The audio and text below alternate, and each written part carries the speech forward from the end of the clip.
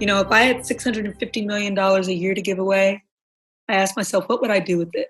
Would I be bold enough to do with it what Darren has done? To challenge what is and to conjure what can be.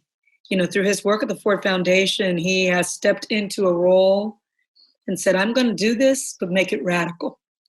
He's dug into privilege and power, justice and imagination, resistance and survival. He can talk to anyone, the highest of falutin and the grassiest of the roots, and everyone feels like he's talking just to them and he gets it, because he does. He's clear-eyed and warm-hearted about all of it, about everything he touches.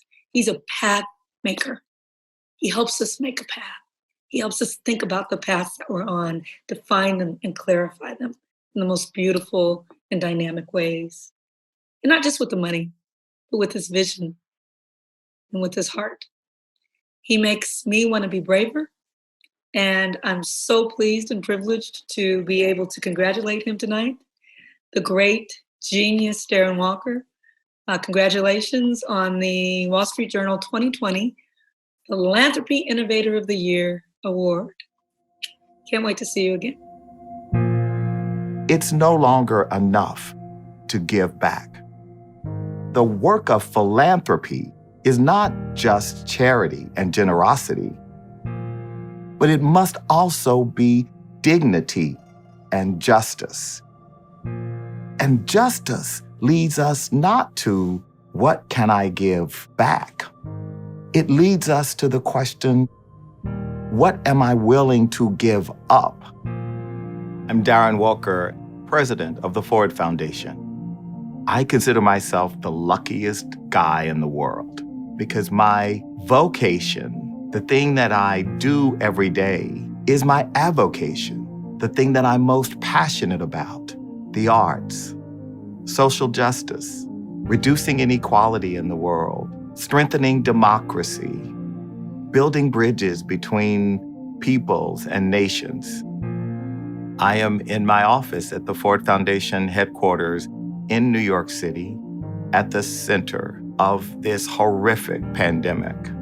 And yet, people find a way in this city to make things happen, even in the middle of a pandemic. New York City has inspired me since I was a little boy in a small town in Texas. And when I came to New York in 1985, I went to Harlem. Harlem had been left behind, and yet there were so many people in the community who had a vision for renewing and revitalizing their once great community. And so the work that we did was convincing people outside of Harlem that this was a community that was worthy of investment and that its people should be seen not as deficits, but as assets. And that's a lesson that I've taken with me here to the Ford Foundation. We experts have learned the hard way that top-down solutions without considering the lived experience of people we want to help, without putting them at the center, we won't solve the problem. We Americans have never thought that we are a nation with a caste system. We're a democracy. We are a place where if you pull yourself up by your bootstraps, you can be Bill Gates. But the reality is we know if you are born Black or brown, it is far more difficult for you to be Bill Gates. And so it is no surprise that today we find ourselves in this moment of reckoning, of unsustainable inequality. And the role that we all have to ask ourselves is, what do we need to do to stop this? What kind of leaders are we generating today for tomorrow who think in a very different, disruptive way?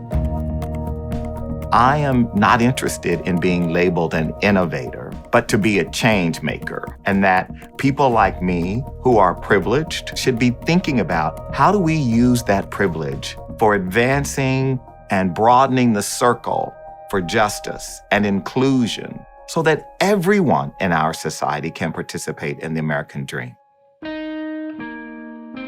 My hope is that the next generation learn the lessons from this generation and the generation before, because philanthropy in the future can be better, but it won't be better if we're not willing to move from generosity to justice, to move beyond asking, what can I give back, to what can I give up?